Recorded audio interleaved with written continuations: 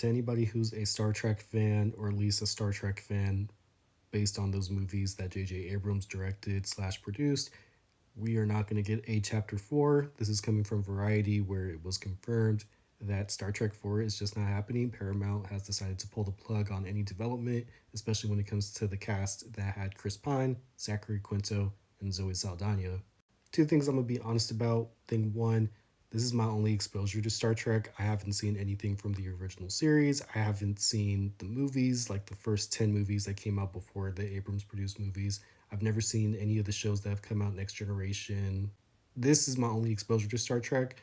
I always kind of wondered what would have happened if they did make a Chapter 4, because it's been talked about for a minute, especially after Star Trek Beyond came out. There was talks of them doing like a prequel with Chris Hemsworth, but that quickly disappeared.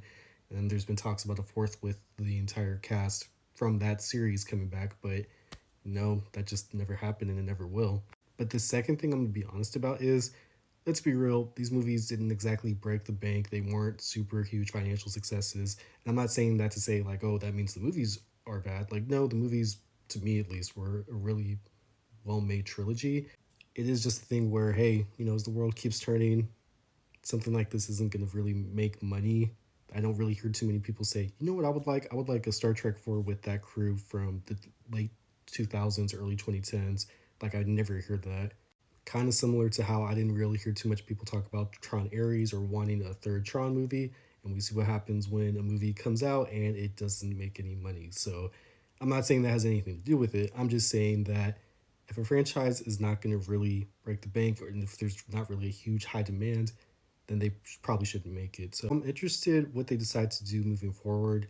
Because, I mean, let's be real too, Star Trek is really more on the TV side of things based on just what I've seen and heard.